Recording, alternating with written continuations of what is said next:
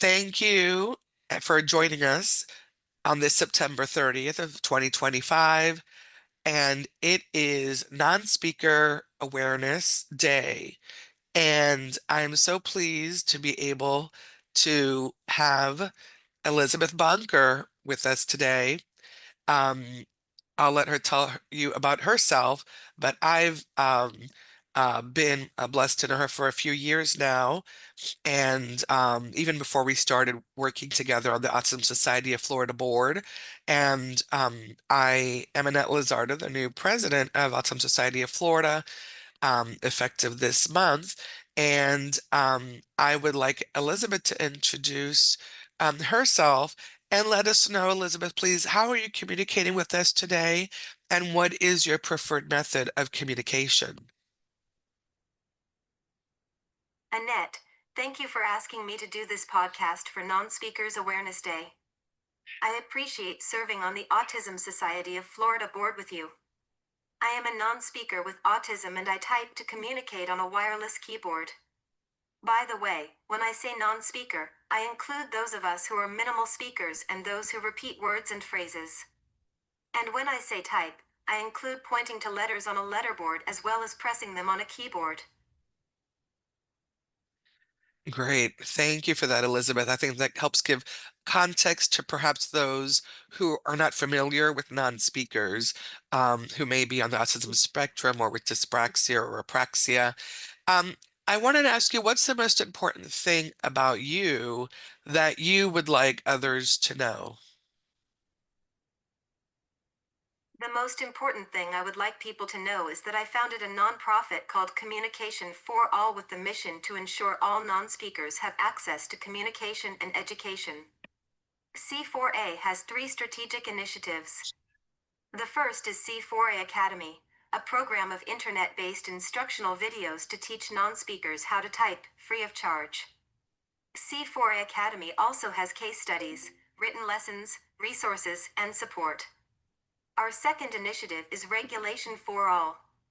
I believe most non-speakers are so dysregulated that their bodies are in fight or flight. We just completed a study with Dr. Elizabeth Torres at Rutgers University measuring the heart rate variability of 25 non-speakers over 3 months. This study will serve as the foundation for creating tools to help non-speakers get their bodies out of fight or flight to safe mode. Our third initiative is C4A Schools. We work with schools, group homes, and day programs to train their staff to create typing programs for non-speakers.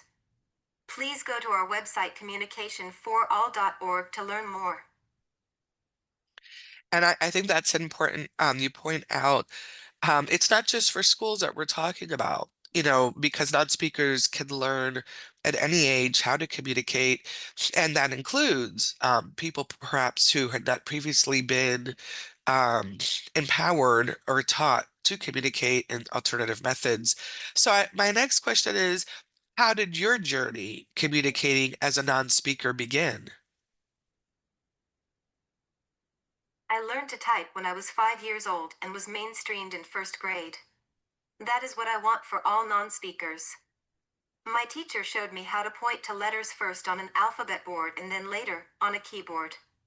My parents asked one of my school ABA therapists if she wanted to be trained to be my communication partner. She stayed by my side in public school for 14 years. Our C4A Academy videos teach anyone how to be a communication partner for a non-speaker to learn to type. We start with stencils where the letters are large, so it is easier to coach our finger to touch the letters. The steps are all laid out for families and schools to help us overcome our dyspraxia, a dysfunction in planned motor movements that is well documented in autism. Dyspraxia prevents us from speaking and from moving our bodies reliably on demand. That is why non-speakers need to be taught to type with one finger with the support of a communication partner. And I'll just add because you haven't yet, um, but Elizabeth, our audience may or may not know, was a valedictorian at Rollins College in 2022, I believe it was. So she is very distinguished as a uh, student advocate, traveling internationally. But I kind of want to bring it back to you mentioned how you first were learning. So if you could go back when you were first starting school, what would you have liked to have been different, or what would you do differently for non-speaking students today with your wealth, looking back with your experience and knowledge now? I had intensive ABA therapy from the age of 3. By the time I was 5 years old, my frustration would boil over into self injury because I had no way to express my thoughts and feelings. I discuss the uncomfortable topic of self injury because many educators see it as evidence of intellectual disability when the opposite is true. We are thinking and feeling human beings locked in a silent cage. After I was taught to type, my life went from hopeless to hopeful. The public school wanted to keep me in the ABA classroom, but my parents fought for my rights to have a mainstream education. I skipped kindergarten and started first grade with a wonderful teacher and my trained communication partner, Terry. Today, I am a proud graduate of Rollins College. The sad truth is that in the 22 years since I was mainstreamed in first grade, we know no other non speaking child who has been given that same opportunity. We are working with families across the country whose non speaking children are being denied access to communication and education. That discrimination goes against the Americans with Disabilities Act, and it must stop. I agree. And how can we make systemic change for all non-speakers? We can make systemic change with the Communication Bill of Rights. Last spring, the New York State Assembly unanimously passed the bill, and we are working on a similar bill in Florida. It simply says that people with disabilities have the right to communicate in their preferred manner. It sounds so simple, but without this bill, non speakers will continue to be denied access to communication of our choice. Please go to our website communication4all.org and join C4A Network to be part of our grassroots movement. Right, and I will add that your commencement speech went viral, so literally it may have been eye-opening for millions of people around the world, that this was even possible. Just as inspiring and impressive, I think, is this is not your first time, but you have gone on your back now from the Autism Europe International Congress. What do you see as the biggest challenge for non-speakers around the world? There were 2,000 delegates at the conference from more than 60 countries. My presentation was packed with people with open minds wanting to learn. The biggest challenge is that non speakers are assumed to have an intellectual disability and not given communication and education. We have a motor disorder, not a cognitive one. People mistake our unruly bodies for a lack of understanding about what is being said to us. It is not a matter of not understanding, it is a matter of not being able to make our bodies do what we want them to do. Now that the delegates know better, we need action. We need for these organizations to partner with Communication for All to start pilot typing programs around the world. I agree, and I will just throw in there that, this doesn't have to be high tech. Because sometimes people think, oh, I can't do a pilot program because of the cost. So we're talking low cost, I'm sorry, low tech and low cost accommodations as well. Is there anything else that you would like to discuss as we wrap up our podcast interview? Typing saves lives. That is not hyperbole. Typing saved my friend Caden's life. Caden learned to type when he was 20 years old. He was featured in the Spellers movie at 21 and diagnosed with cancer throughout his body at 22.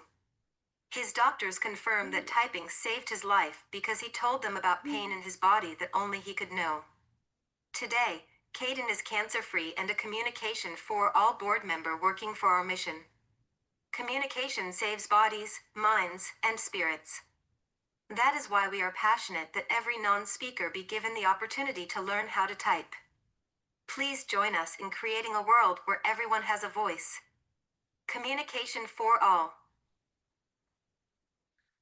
Thank you, Elizabeth. Yeah, and I'm glad you brought up um not just Caden's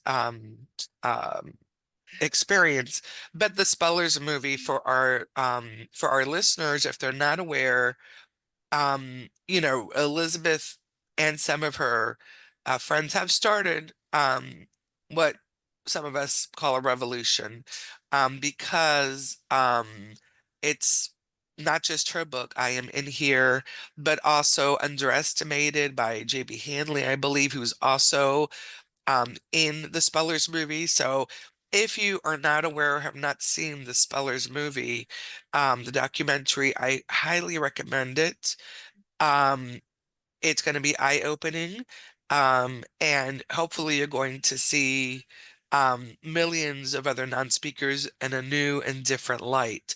And that's our hope today, as we highlight Non-Speakers Awareness Day, that it not just be one day here in one nation, but that it may help, as Elizabeth is doing and advocating for around the world, for millions of other people. Um, Again, I've seen this motto and I agree. Non-speaking isn't necessarily non-thinking. Non-verbal does not mean non-thinking. In other words, um, more often than not, as Elizabeth mentioned, it is a motor issue, not a cognitive issue, in a lot of cases. So hopefully this will give our listeners a new perspective, a new interest in doing some research of their own and providing hope to those with a non-speaker in their family or their circle of influence. So I thank you again, Elizabeth, for your time and your dedication to those like my own son, Samuel, but to millions around the world. And kudos to you and your family and everyone who's worked with you over the years for their dedication and advocacy, because I know a lot's been done in just a few years, but we have a lot more work ahead of us as well. So thank you, and I appreciate you joining us today out of your busy schedule. Thank you, everyone. Bye. Bye.